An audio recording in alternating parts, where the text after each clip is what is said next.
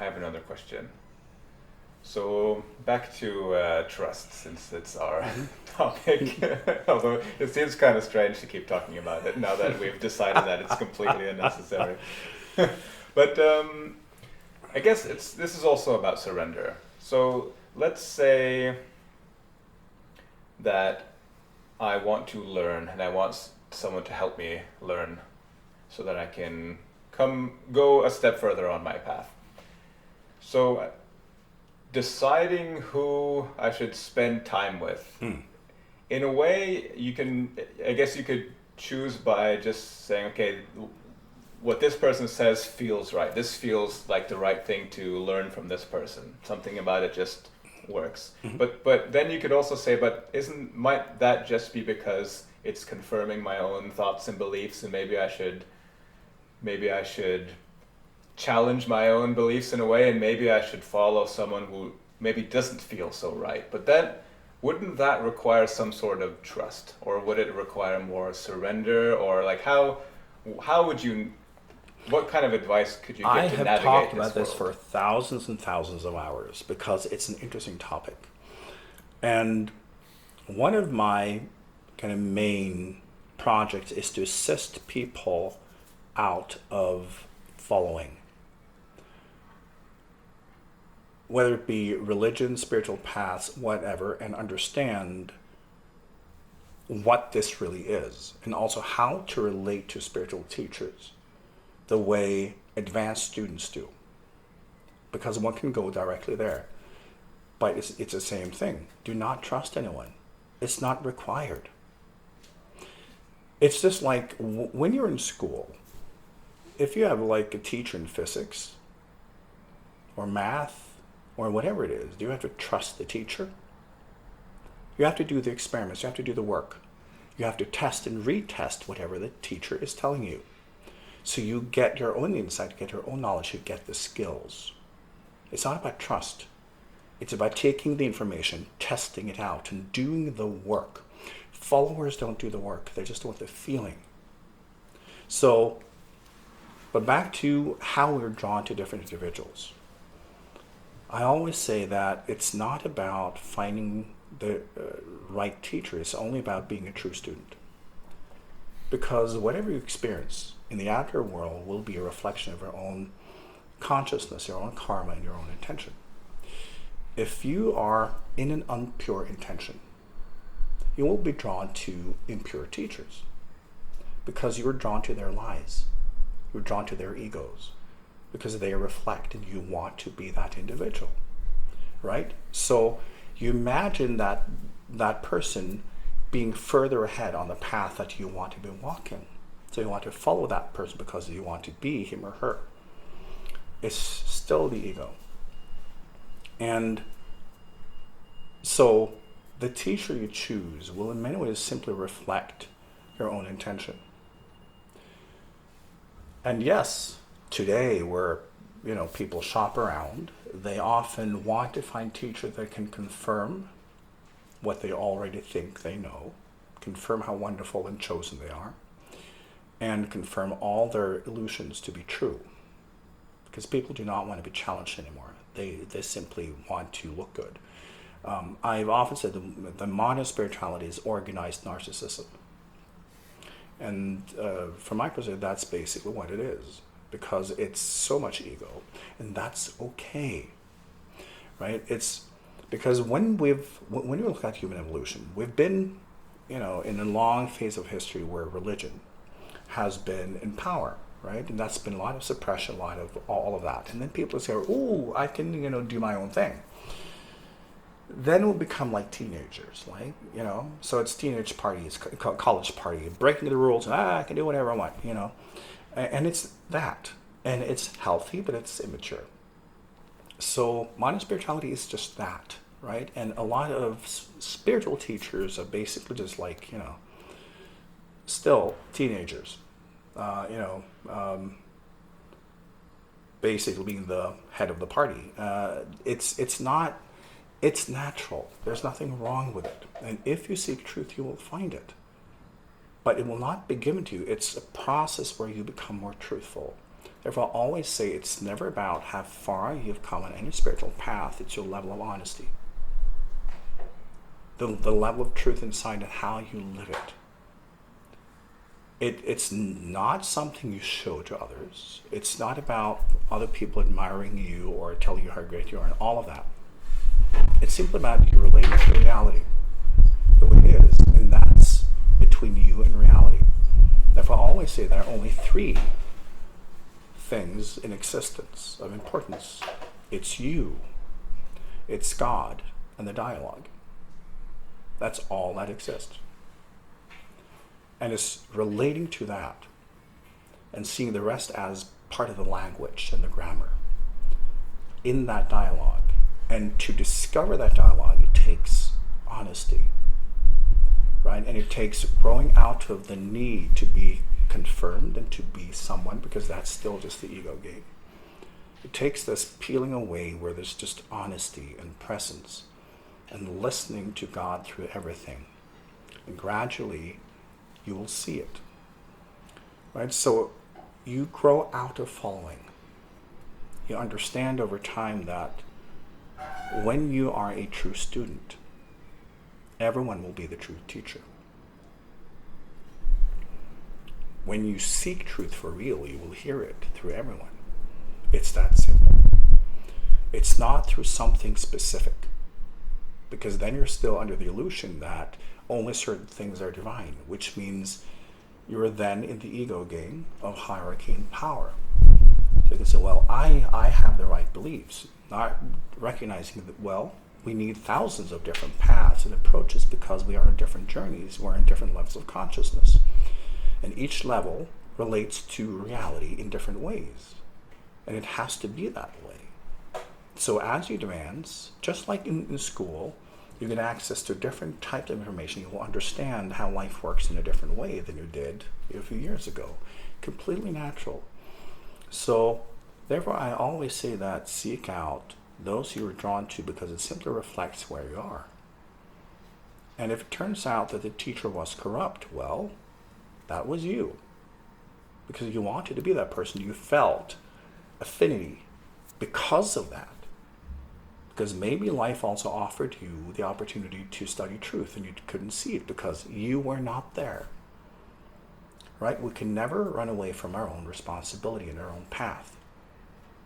The rest of basically that dialogue with life. So it's never about finding the right teacher, it's about becoming the true student. And also people who study with me. It takes a while, and to be a student with me is extremely challenging because of that, because I do not allow anyone to follow me. I will smack them, because it's still a level of spiritual immaturity that means they should study with someone else. Only when you're willing and ready to take full responsibility and to explore and to walk your own path and to learn that dialogue and to take full responsibility for real, then I can teach you how to do it. But I always say, whenever I teach, you have to reinvent it in yourself, in your own path, otherwise you haven't understood it. If you mimic, if you repeat what I say, you haven't understood. Because you need to reinvent it in you, what you are as essence. Find your own expression, find your own words, which means you have tested it out, and you're able to see it work in nature, in yourself, and you're able to live it. Then you understand it, not before. So it's never then even about the teachings. It's about how you apply them.